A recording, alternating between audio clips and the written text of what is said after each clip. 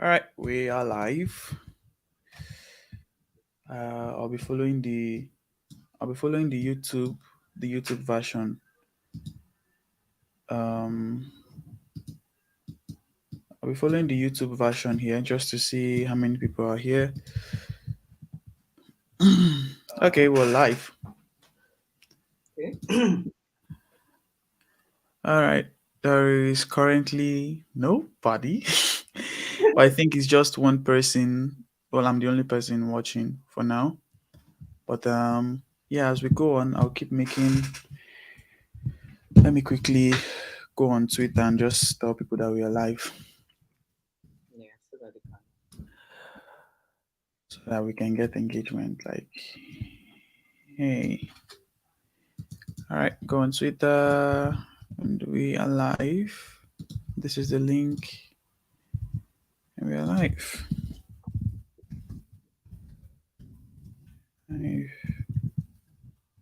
I'm listening to Tariq share tips that worked for him in landing his first product design job, right? Yeah, or maybe design as a whole.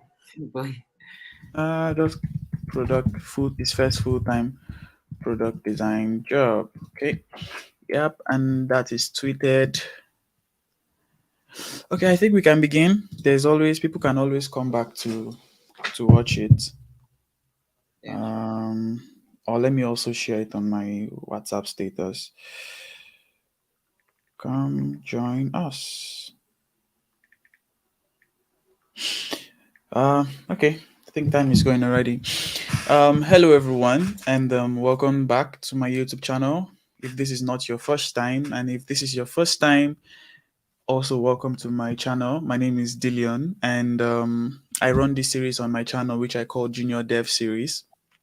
And in this series, I basically interview different developers. Some I know, some I may not personally know, but maybe I have seen them online.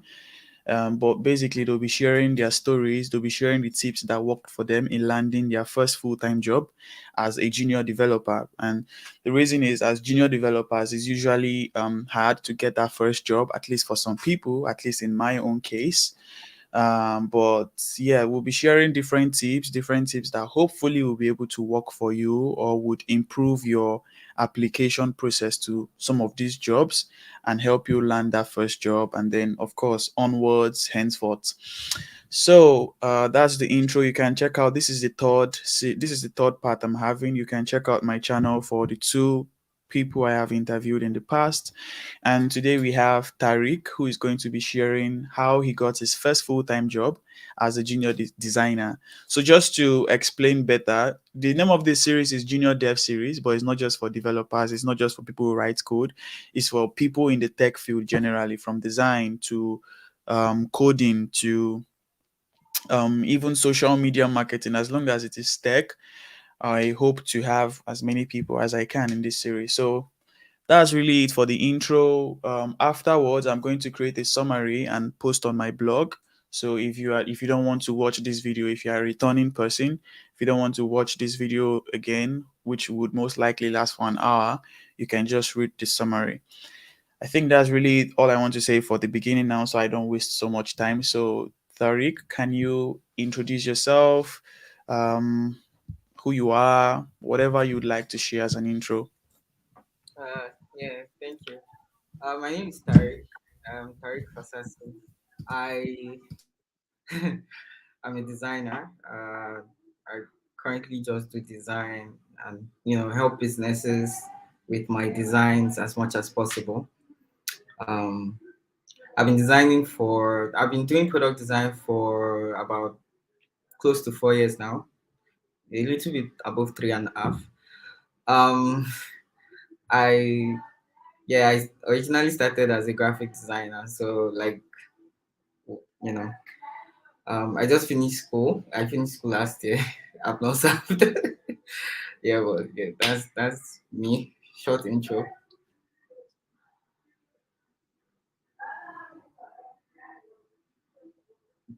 You're muted. I can't hear you. Yeah, I Yeah. just So I was just saying that it's super nice to have you here, and thanks for honoring my invitation. And I'm really I appreciate the fact that you're making out time to share these tips, and hopefully somebody is able to pick out things from it. So I have questions here that I want to ask. 8 questions. And after these 8 questions, we're also going to be getting questions from the audience if they have any specific question, either directed to you or directed to me. So, without further ado, I don't think there is any more context I need to provide or any more information. But if I remember it along the, if I remember it along the stream, I would let you know.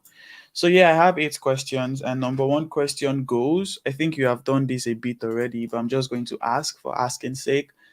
Tell us a bit about yourself and the work that you do, how your what your day-to-day activities are, um, any part of it that you can just share. I know you already gave a bit of intro, but we need more information. Okay. Yeah, like I said, I'm a product designer. I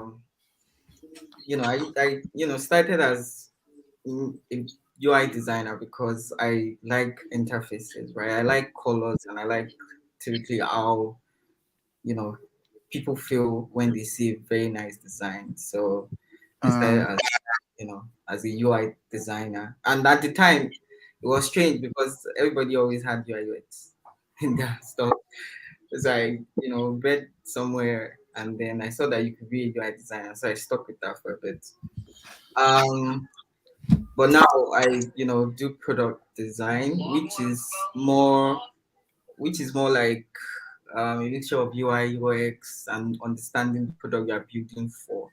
So, you get to know how some of your decisions is going to affect the business as a whole, and typically you know the product to the extent that if someone meets you outside, you can at least explain it to them in layman terms. So that's what I do. My day today is often filled with, let's say on a Monday, I do a lot of meetings, 9 to 10, 10 to 11, um, 11 to 12, 12 to 1. wow. Yeah. Then I like typically block off. So I have times I block off. Um, when is one, I give myself like an hour break because I have to pray by 2. So like, I don't start working sometimes till like 2:30. So from that 2:30, I block off the time from having any meeting so I can like get hours of work. So sometimes I work from 2:30 to like say 7 and then take rest. Then, just spend time with my family Yeah. and you know.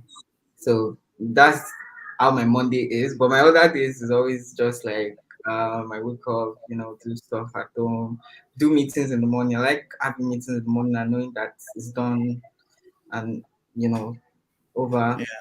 And just block out times. I block out twice in a day. As long as it's not Monday, I block out from like say 12 from like 10 to like 12 or 10 to 11 to work. If I have meetings 11 to 12, it's always like engineering meetings or something. So like I block out like 2 hours to work in the morning, and then in the afternoon, 2:30 to like 4. And then 4 o'clock, I'm just doing roundup stuff, trying to see if I've, done a lot for the day or what Uh, I've during that day. It kind of helps me track how much work I'm doing, not just moving from one place to another doing nothing. yeah. So that's how my day often is. Uh, Nice. And do you find your work fulfilling? Do you enjoy it, or are there sometimes where you just want to get through the day and forget about it? Occasionally, I have sometimes when the week is just stressful. I'm like, who made me work? Why am I doing this? I have some days, right? But um, there are sometimes when I see how much impact my work is having, or when I get, oh, you designed this thing, looks really nice. It kind of makes my day better. Like, okay, you're not wasting your life inside this room, sitting down in front of your Yeah. laptop, nothing. Um, then when I see my dad brag about my work, it's like, oh, my son did this, which is not every time, but occasionally, it gives me a sense of fulfillment. So when Yeah. I'm feeling bad, I just like probably just talk to my mom, or sometimes I talk to my fiance, and they're like, "Oh, you're doing good job. Bro. Have you seen your workout there? Yeah, I've seen." So yeah, when I'm having a stressful Yeah. deadline, sort of like thinking about a lot of things at the same time, just yeah, I have some of those days. But my work is really fulfilling. I've seen how it helps people, you know, and stuff like that. I think it's actually really nice that you have an environment or you have people around you that can remind you of what you are doing when you don't seem to realize it sometimes. So I Yeah. think that's really happy to hear. So family Okay. is, Sorry? I said family is important to me. Okay, yeah. Okay, number one question is out of the way. Second question is before you got your first so okay, I think one information I should have said is when I say full-time job, it's not really it's not a freelance job, it's not a gig or a contract. It's like your first full-time where you were on monthly salary. You were working as a full-time employee either remotely or on site. So the second question is what were you doing before you got your first full-time job? Were you mentioned you started with graphics design, so were you having like graphics design contracts, or did you also do a bit of front-end development before you stuck to design? But yeah, just what were you doing before you got your first full-time job? So before I, stumbled into the world of product design, UI UX or anything, I was doing graphic design. And back in school, I used to just people knew me as the guy that did flyers for like some parties in school. So I had this incubation hub called Innovate Labs. They used to help students that they feel have like um, this thing in them that they could help grow. So I met the CEO, Mr. JD, and he was somewhat of a mentor to me. So I used to like be in the labs, even though I didn't have work. So after classes, I would you know go down to the hub, spend my day there. Internet, there was internet, and occasionally I would just pick Mr. JD's brain over like some issues I might have, because he's a very intelligent person. So I I was just doing a lot of everything. So I was like always helping out in the lab as much as I can, whether in terms of designing, whether in terms of um, managing people, whether in terms of helping them with logistics, in terms of carrying stuff, making sure things get done typically. Because there were times we would do an community outreach, we would teach people. We even had the time when we went to a church and then we taught like this whole church women how to like operate laptops and phones, how to create emails. We helped them create emails. So these were like things I was doing before, and at the time I was also like I started learning a bit of UI UX. So it was just I didn't feel I was good enough, let me say, to like apply to anything. So I was just spending time there, just doing my best for the community as much as I could at the time. And I was also going to classes. So yeah. In all these graphics designs and all these different things you were doing, were you making money from it, or it was just more of volunteer work? Well, some part of it were volunteer work. Some part I was making money, but it wasn't like big money. When it comes, I make 5K on maybe a flyer. Sometimes I might be lucky. I'm like I do more than one flyer. Like get paid like 15K. I mean, at the time, 10K to me was big money. So Sure, sure. So 20K is not big money to you again. Is that what you are saying? 10K is not. There was Wow. Levels don't change.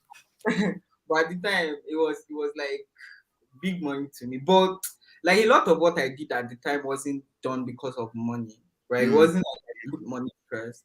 It was more like, okay, we want to help people, and then I'll just go. I think many people had issues with the fact that Mr. JD was also a pastor, okay. and I was kind of like the only Muslim in the whole environment at the time. So I didn't mind. I was going through devotion with them. We were teaching people in churches. What mattered to me most at the time was more like I was impacting people and I was seeing people Mm, happy. And then when yeah, people actually come in, I'm like, oh, I'm Tariq. They're like, oh, you're Muslim. I'm like, yeah, but you're in a church. Like, I mean, yeah, I was taking people out. So it was more important to me to like reach people and yeah, help them. There was this joy that you could like not put a price on, like when you help people solve a problem that has been there all their lives. So yeah.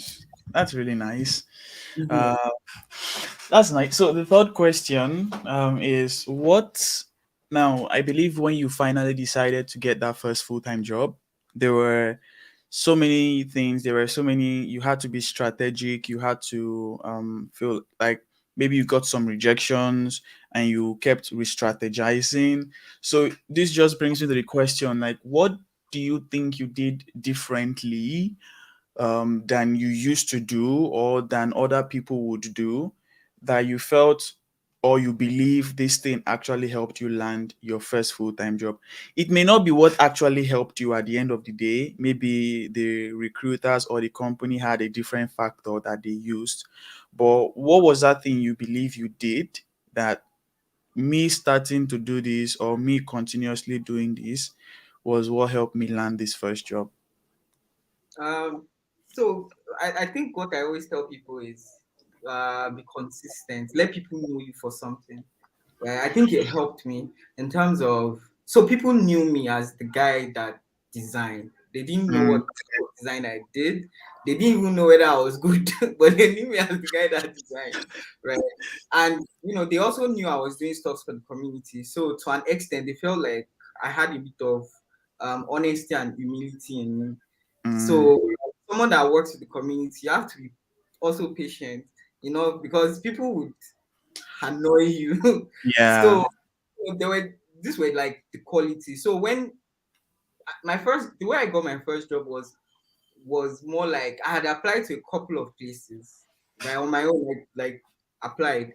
The normal. I went online when I wanted to start applying, and I decided how to write, you know, uh, what they call this thing, cover letter, and I straight up went at it, all junior roles, intern. I was applying, and I remember that someone came and was like, oh, there's this thing I want to do, but like there's no money for it.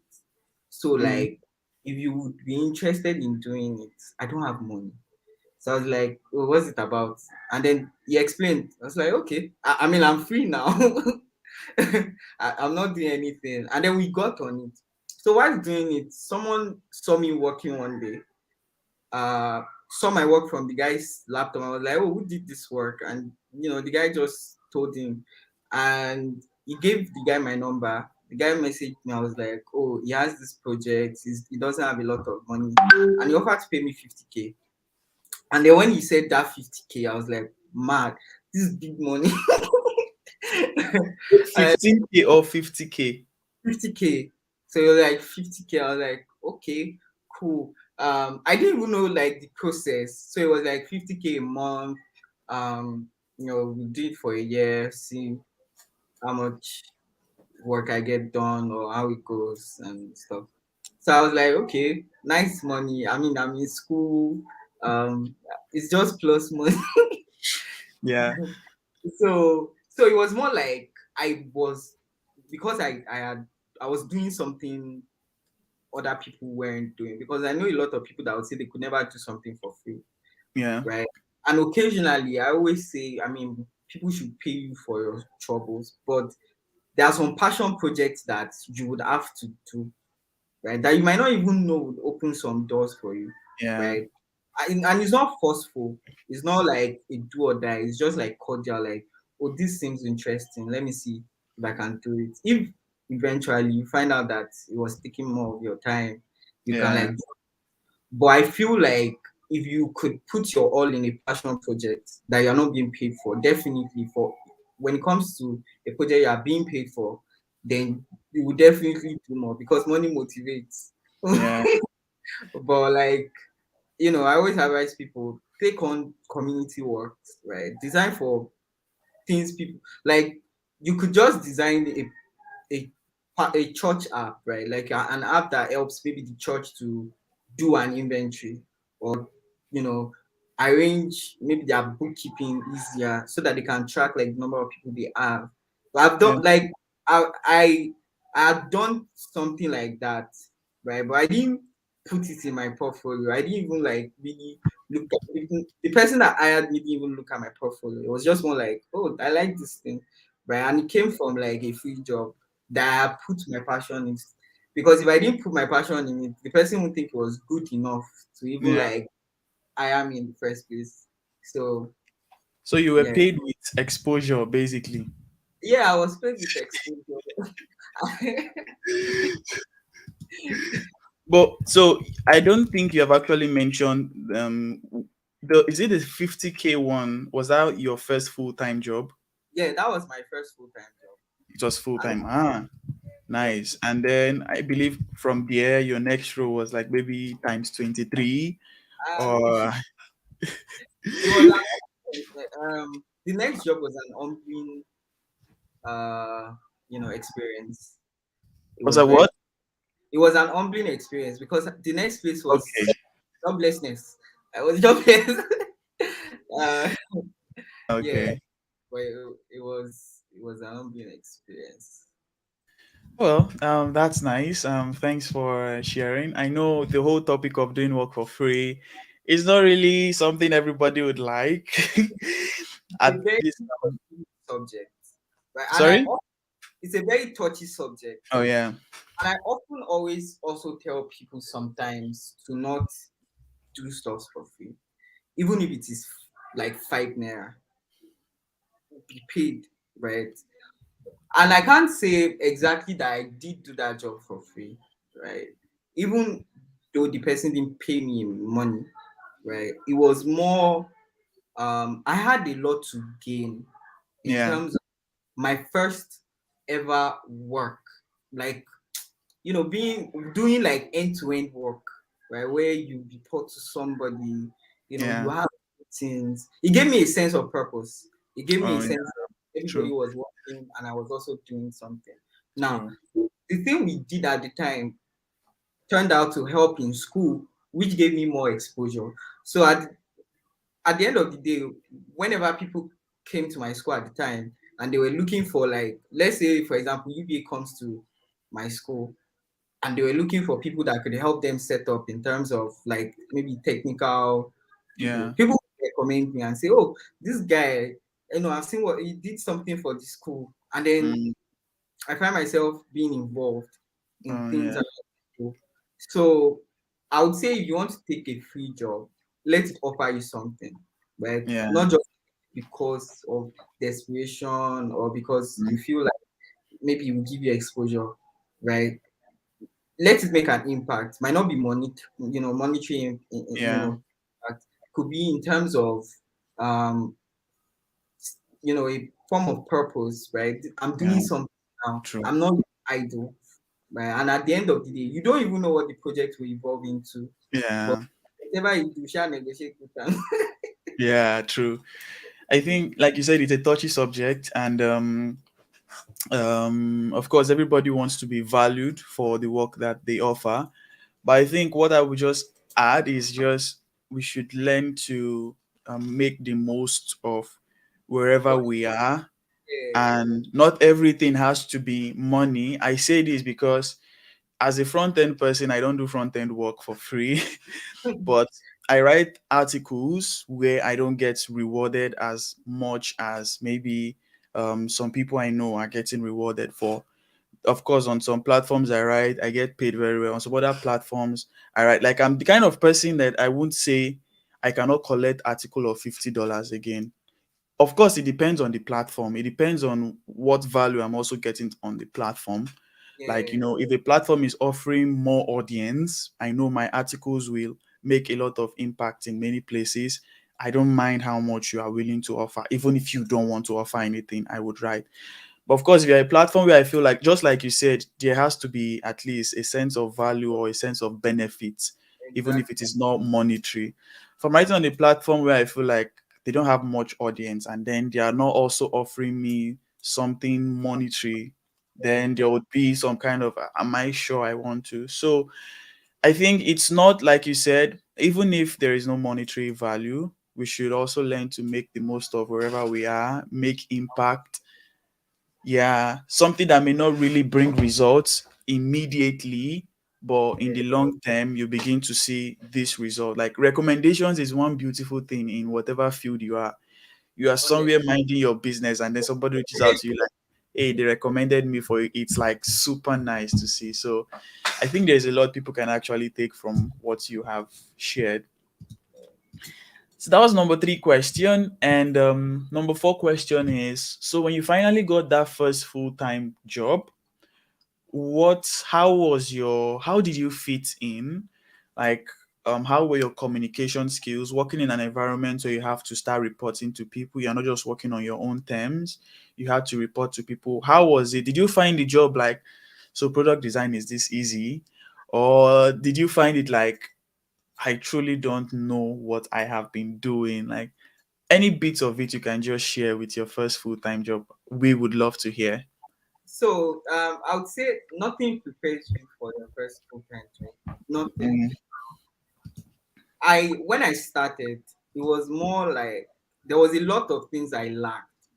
First of all, was communicating with people. Right. I mean, you see these people and you feel like they've done so much, and here you are. They're giving you a chance, and you don't want to blow it. mm, So there was this fear of not being good enough, mm, right? You know, then occasionally I didn't know how to ask for things or how to ask questions. And I would say, as a junior designer, ask questions can sound stupid in your head, but might turn out to help you in the long run. My first few months there, I struggled because I would keep things to myself I could ask because I would think that they would think a professional person should know these things. yeah, When you Google, you get so much information online, true, but there are some information you can't get or else you ask. yeah, So I one of the first, I would have so much questions to ask in my head, and I would be battling whether to ask or whether to just keep quiet. So at the end of the day, when I do work, the feedback is always like, "Why did you make this mistake? Why didn't you ask me?" Like, "Oh, I could have asked you," right? So there yeah, was that feeling, and then there was the second feeling of I was young, right? And the people I was working with at the time were quite older than I was. So I always felt like um, I needed to respect them as yeah, much as I could to just be in their good side. So I was always just trying to survive every day. And then I had this thing in my head like, am I sure I'm even doing something nice? oh Right. yeah. But The imposter syndrome. yeah. So, but then I had, one of the best people as my boss at the time. His name is Olamide. He would, if you show Olamide work, even if he doesn't like it, he will first tell you that, well done. And Yeah, then go to like tell you, okay, these are like some of the things you could improve. These are like things you could do. You could do this, you could do that, and yeah, stuff. And he was also always willing to help. But see, when I joined, I didn't even know he was that kind of person. It was just no, yeah, like, ah, okay. I was just always in my head like, actually, I'll not gonna. So every time they are showing my work to everybody, there's always this fear of what would everybody say, right? no, yeah, Would everybody like it? Like it's one thing to show one person, but like everybody, would they Yeah. like? Yeah, I can imagine. So there was that communication. I learned a lot of talking to people um on the job, and then I started using let me say comedy to like meet more people. So I would like just jovially just come to you and just ask you like, what do you think of this thing? Does it look good to you? Like before I show everybody else. So by the time I ask like, two, three people and they're like, oh, this looks good, this looks good. I'll know that like by before the next meeting, like at least I have three people on my side. Yeah. Yeah, that's actually a tip. So, it was something. And then later I started. So I went to um I remember going to a design event with my friend Tayo. It was organized by this agency called Fort Canva. Funny thing, Tayo works for Fort Canva now. But at the time we were like newbies, right? And I when we were there, I saw people, right? Like young people like me. And they were talking like about things. Right? I knew these things, but I didn't feel strong enough or brave enough to like go and talk about them like I saw Yeah. people. And but like being there at the time, I picked so much from everybody that spoke. So like now when people are telling me like, oh, should I go to design meetups? Should I go to like tech meetups? I would say just go. Right? It might not even be like the topic that is impacting you. Can be the person. Can be like maybe something they said, or like you're just looking at them like I can also like become this person if I like put in work, right? Yeah. So I remember at the time, uh, Victor, the CEO, was speaking so much about design. And when I was like, so there's like so much to design than just like sitting in one corner. Like you could Mm, do so much with different people from different countries seeing your work. So it was yeah. like, one of those experiences I would encourage people to have, right? Go Mm, to meet people outside of your circle, yeah. right? Senior designers, meet mid-level designers, meet junior people like you. People have different experiences. You might just pick up something from someone's experience. Yeah. So True. yeah, Oh, there was a lot of information, and I think there will be so many things for people to pick from communication skills to asking questions, regardless of how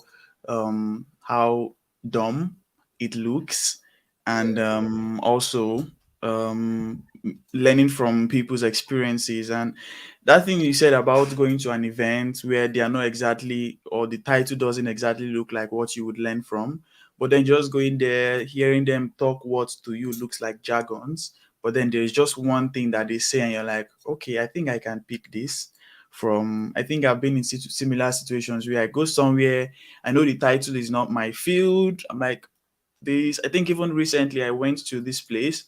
I felt like this isn't my field, but let me just go there. And then just by going there, I already learned few things about Turkey, this country called Turkey.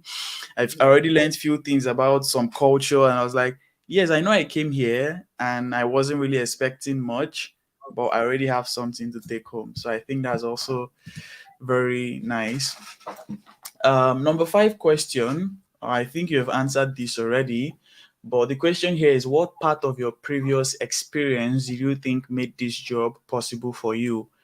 But you have already said that your design experience, and then the trust that you were able to build yeah, with people around you, and also your community work, showing up for the community, just showing up, doing free stuff. I think you have answered that already, so maybe we shouldn't use another dedicated time for that again. But yeah, number six question is, this full-time job that you got, well, I think from what you said, the person actually reached out to you, right? mhm. But the number six question here was like, did you meet all the requirements of the job? So was there like an official requirement list? Oh yes, there was. Did Oh, I? No, I did not. So if you did not meet it, then what part of the requirement made you feel like I can still perform well? So, you know, um, people or everybody thinks you have to meet job requirements. I mean, you have to meet some of it, but not all of it. So I mean, the requirements were someone with 2 years design experience. I mean, I barely even had one. Um, there was more like you must understand how to use design systems. You must understand how to use Adobe XD. Figma Um, was new at the time, so it was Adobe XD and InVision. Now I'd been using Adobe XD at the time, but and then they also put ability to you must know how to prototype and do like small micro interactions. no. And all these things were strange to me at the time because I would just design. I didn't try to do any form of prototyping. I didn't have 2 years experience, of course. I didn't even know how to use. I didn't even really know what design system was at the time. So the fact that they said the ability to know how to use design systems, I didn't even meet that criteria. But like I remember during my conversation with you know, the guy, it was you asked me all these questions. Do you know how to do this? Do you know how to do that? Do you know how to? And like most of my answers were no, no. Like I was just saying no, and in my head I'm like, there's no way I'm getting this job. Like I mean, yeah, he liked my design, but he like other people's designs. Yeah, I know that feeling. So then he was now like, okay, so what do I know how to? I was like, I know how to design. Right? Like I know how to make things look good. Right? And I always try to make sure that even though things look good, they're also easy to use. So, I mean, everything else to an extent, I can learn. I'm a very fast learner, so I pick things fast. But I would be lying if I say I know any of these things you just named. Yeah, I actually understand that. So it just laughed. I was like, okay. It was like, so, how soon can I start working? I said, I mean, I can start now. Like I could, I mean, I could start tomorrow. I can start now if it's not too late in the day. And then it was just like, okay, I like. He said he liked, my attitude to questions. Like I didn't try to do as if I knew it. Mm, Like yeah. answered it and stuff. So it was like, okay, he's going to try me out.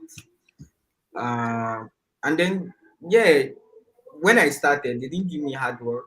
I kind of like eased into the work. It was more like, Okay. uh, design this thing. Don't worry about trying to prototype it. Just design it, and Okay. then you know, small. By myself, I started learning how to prototype. I started adding that to my own work, and then I just grew from there. So Okay. Oh, nice. Nice. I mean, I think I also appreciate, not like I've been a recruiter before, but I think I'm also somebody when I'm applying for jobs, I make it clear like this thing is new, but I can learn quickly.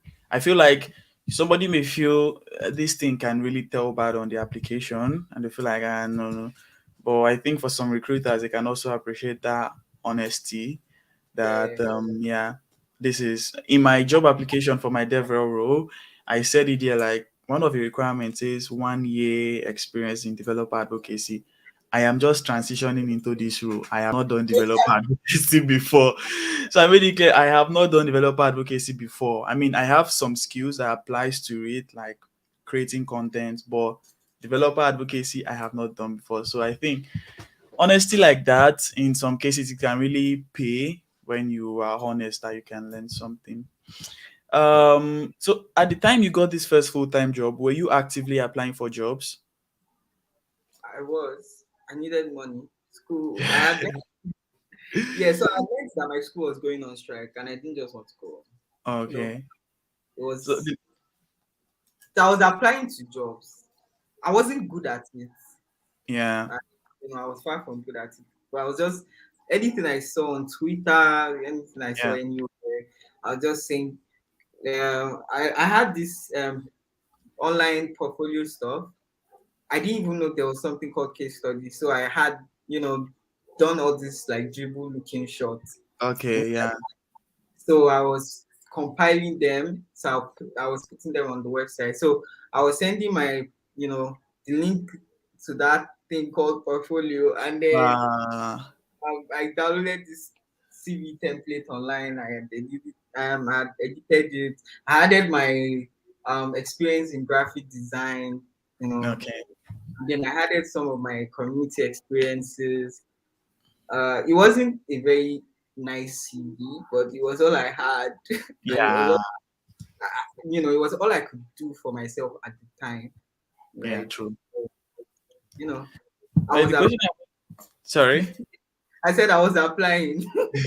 Oh, the number seven question was like, how was, I think you've answered this a bit already, but how was your approach applying to jobs? I have one of the persons I interviewed, I think Fortune, he said that he used to like send cold emails to recruiters.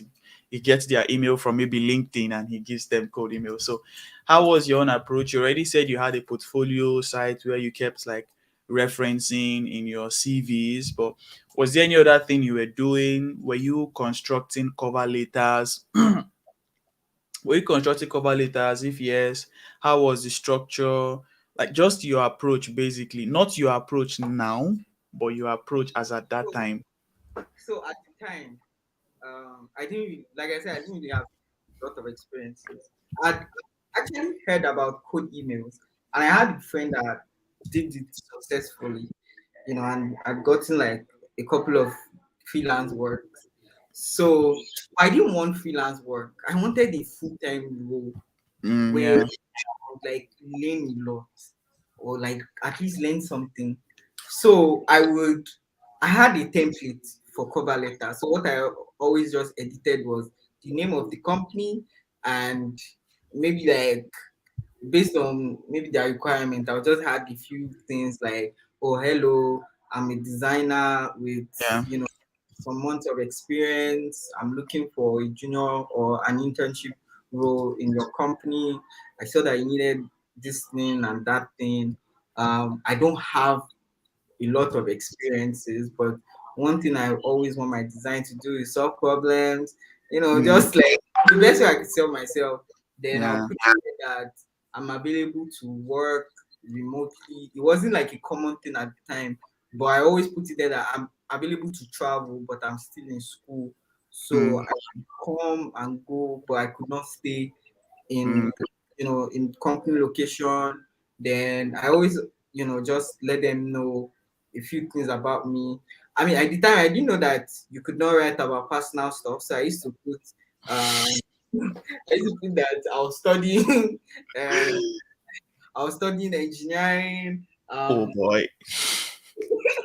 that I was studying engineering. I also used to put it there that I was a Muslim. I didn't know how this thing helped me. Wow.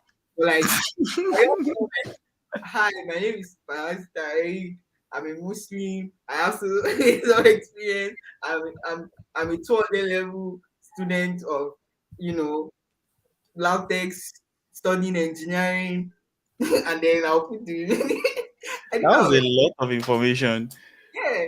So and then the funny thing was after I got my job, yeah, I was still applying. I was still like applying, and I remember one time they told me to tell them about myself, and I was telling them about how I'm like number three out of like eight kids.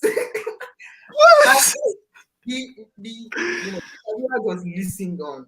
It was fascinating to them. Like, my dad has two wives. I have four brothers. I grew up in Ibadan. I spent my life.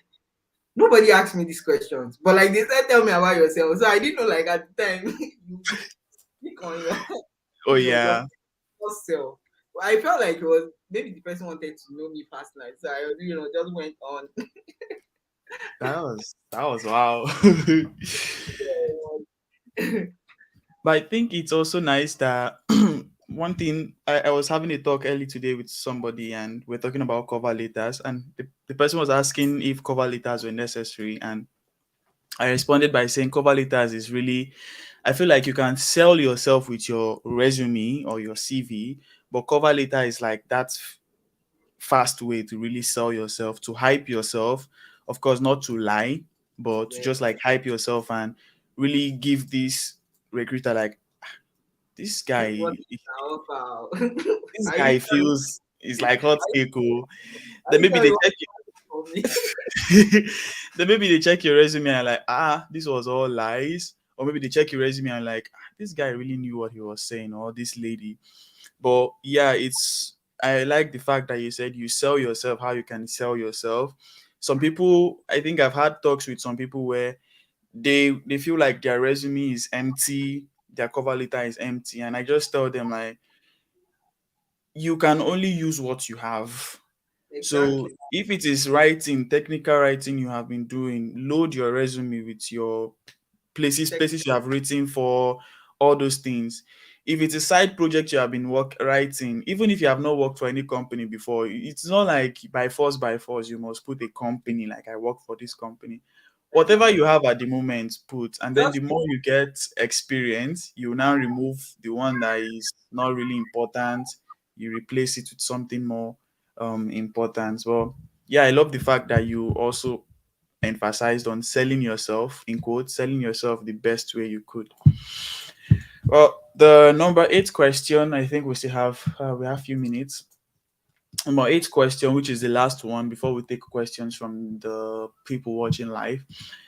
Did you, while you were applying for jobs, did you ever, like when you got a couple of rejections, did you ever feel burnt out, like tired of applying for jobs? uh yeah. Um yes, a lot. If you did, then the Mm. question is, how did you handle this burnout? Did you stop applying? Did you see it as more reason to keep applying, or how exactly did you go about the I'll just say continuous rejections? I kept applying for lazily, right?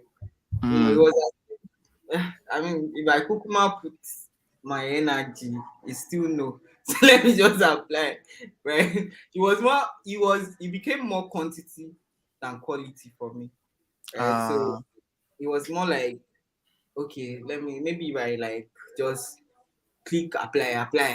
I was just doing copy paste, edit, copy paste, edit. So I like, they at the time I had watched this video that said you tailor your cover letter to like meet skin tone. This concern me. I'll just copy, paste, edit like the company name, send. It became like a routine for me, right?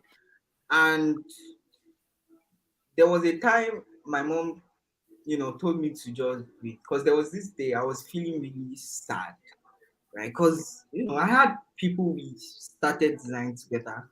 I mean, they didn't do product design or UI UX. They were doing another part of design. Some were doing yeah. motion, and they had like something they were doing. So it was as if I was applying, and I didn't get anything. And then my friends would come and they would say, "Oh, what was this week?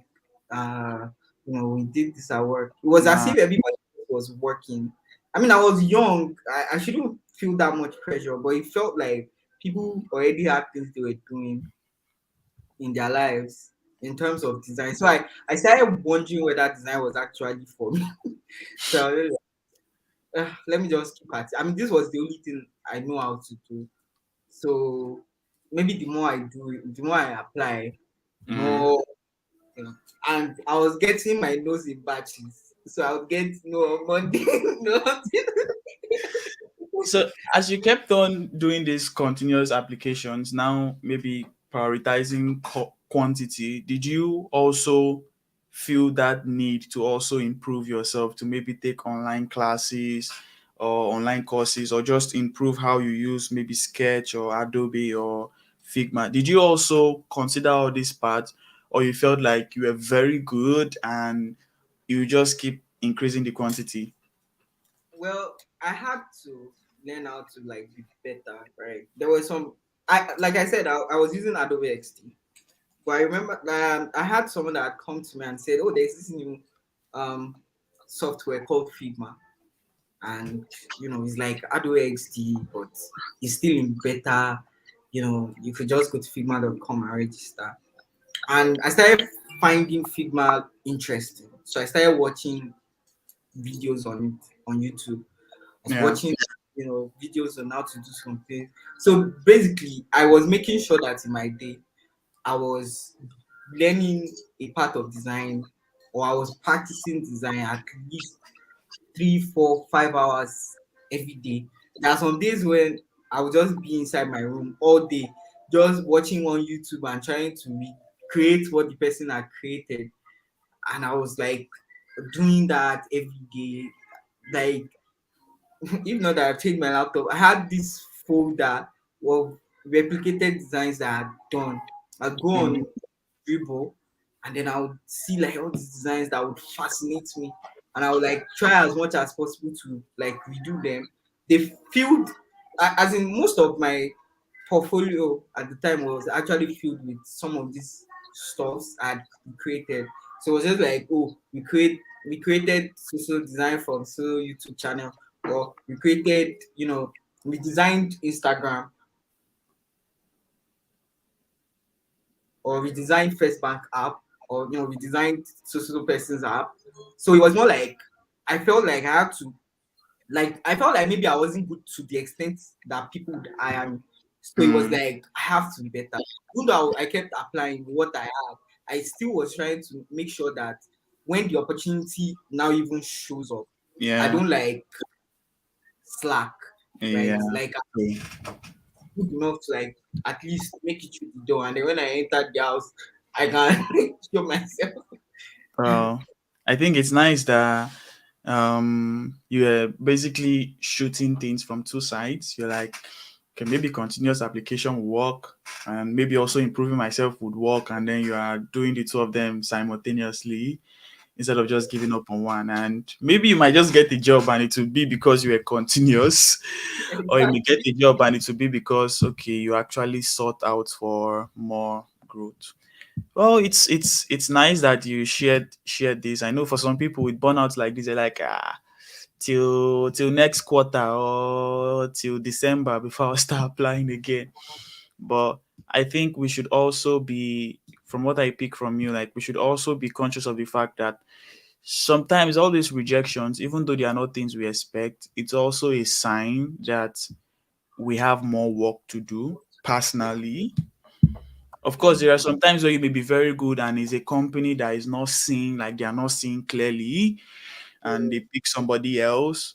But some other times you should also learn to accept the fact that I think I Maybe I'm actually not. need to work on myself. I think I'm not really as good as I think I am. So I have to be honest with myself and actually learn and Yeah. improve. Yeah, but yeah, that's really all the questions that I have here. And I think you have shared so many things, especially the part about um, making the most of wherever you are, and not everything has to come with monetary value. I think that's really something that people can hold on to. I mean, I can share a lot about myself, how some opportunities I've had is really because I wasn't looking for money at some point. Like, I mean, now I'm looking for money because I have to survive. But there were points in my life where I wasn't looking for money and I was doing some things like regularly, consistently, especially when it comes to writing. And it started like, at least I started seeing the fruits of it at some point. It didn't come immediately, but it started coming. So I think that's really one nice thing I love that you shared. Sorry? I should also add Yeah. that people need to know that people have different journeys, right? Yeah. You Yeah. could be like friends with people that you guys started design together, and their journey would be faster than yours, right? Mm, You just need to know that it's not, there's no end in sight to like everything. You keep going until wherever you find yourself. People's journey are different. Some people started early, got good jobs early, and you know, after like 3 4 years, you guys end up in the same level, or Yeah. and then some people didn't start early, and they still find themselves doing great work. So Yeah. it's not, you're not in competition basically. True. You True. can like, you have friends that have gotten jobs, you have friends that you started together that are doing well. You could even pick tips from them. You could ask them what they did right when they Yeah. applied, if they could teach you one or two things. There's never, there's nobody you cannot learn from, right? Absolutely nobody. Even True. if you're a designer, you can find yourself doing something one day, and then someone that just started design will say, "Oh, what? I saw it somewhere that they did it like this, so I can try it." And Yeah. you try it and it come out well. So people have different journeys. You have to know your own journey is different from the next person's journey, Yeah. and you know, move at your own pace. Don't run faster That than your leg. that's really nice. That's really a nice tip because intimidation can really be intimidation can but I think just as you said, we should pick tips instead of picking intimidation Yeah, from all these because things. people would always make money than you. It is a fact. Yeah, Because true. you cannot always feel intimidated because someone comes online and say, "Oh, look at me! I'm, doing this at this level, and I'm making this amount of money." You can't, because you will see someone else that will come and make money than the person that just came out, and Yeah. someone else. So it's like, Yeah. it's just, it's life, right? It's life. Yeah. So just know where you are and then just act accordingly.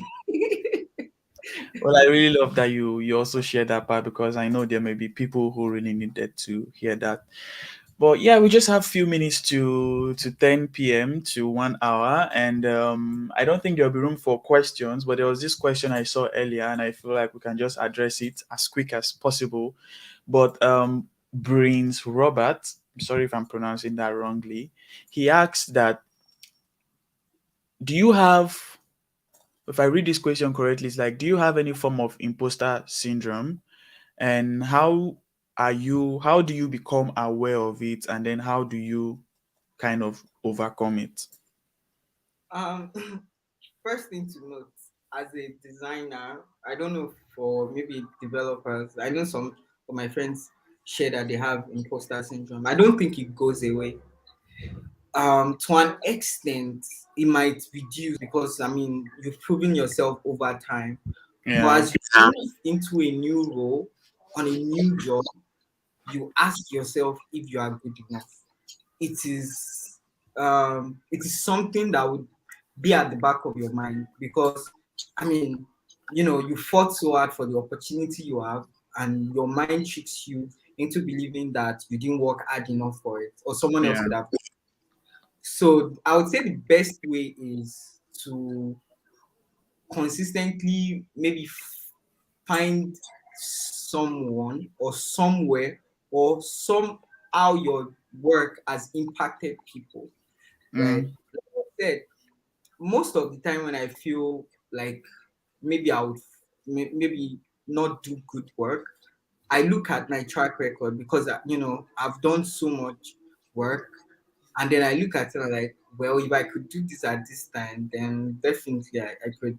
And then another thing I do is, this particular moment in a week would not be a problem for me anymore. So like yeah. if I'm in Mm, a box, mm, if I find myself struggling with something at the moment, I look at it and say, oh, by Friday I would have forgotten that I was struggling with this thing on Monday. So it helps me like know that, okay, let me just try to solve it and just like move, because I mean by Friday I would have moved from it. So yeah. like yourself knows what would have happened. Yeah. So it's just a constant reminder that I can do this. If I cannot do this, I would not be where I'm at. Right? Yeah. Even if it's my work that I find myself here, I have something to prove. So let me just try to prove it as much as I can. So Yeah. True. Yeah, I think that's really nice. Like, whenever we are in new places, we begin to doubt what brought us there. But that continuous reminder, I mean, sometimes imposter syndrome can actually be a reason for you to want to like improve. Maybe it's a sign of you need to improve. Maybe I think the word is complacency. You are beginning to be comfortable with your level and you're not improving. But I think Yeah. sometimes too it's just false information. Like, you got here, you are here, and even if there is still more to learn, it doesn't mean you are poor or you are lower than where you think you are. So I think continuous reminders and also looking at the future, like, I know this thing is temporary. By this time I'll know that yes, I sabi. So I think that it's also nice to look at things that way. I think the thing is, most people when they enter jobs, they feel like they should know everything. Right? Like when Mm, you're in a company, you always feel like I should know everything. But you are in a new environment. You true, cannot know everything. Right? true. If you are moving from one sector to another sector, for example, you are moving from fintech to edtech, you are coming from fintech. Nobody expects you to know everything, but there are principles that you Yeah, should keep. So knowing these principles is just all you need, right? You can learn the rest. There are new terms that you find out. There are new things that you pick up. So yeah, just have true. to pick up your mind. Oh well, yeah, I don't think we can take more questions. It's already 1 hour, but I really appreciate the fact that you have shared so many things. I mean, like when I had the first interview, I already knew that there will be so many things to share. But from the second one, I'm always curious to like, what is that new thing I'm going to hear today? And then I also had it, and even for this one, so I was curious, like, what is that new thing I can hear? And it just makes me realize that many of us have different stories. I mean, I already knew this before, but it makes me realize that we all have different stories, different things that work for us. And this also even makes me want to do more of these things, to hear more people's stories, which can impact others. And I'm really glad that you have shared actionable things, especially the part on not everything has to really be about money. But of course, you have to pick a sense of value for whatever you do. So I really appreciate you sharing all of this with everyone out there and also with me, because these are like also nice for me. So thanks once again for your time, for honoring this invitation, and for taking out 1 hour of your busy Saturday. And I look forward to maybe us doing a part two sometime. But yeah, I know people would learn from this. And also, I want to say this to people: if there's anything you learn from this, I would love if you can just pick it out. Like, from this session, this is what I picked out. It will also encourage me to also keep bringing people and keep using 1 hour of my time for this. So yeah, but thanks once again, Tariq, and thanks everyone, for people watching live, for people who would be coming back to watch the playback. Thanks for your time, and have a great evening, morning, or afternoon. All All right. right, bye. Bye.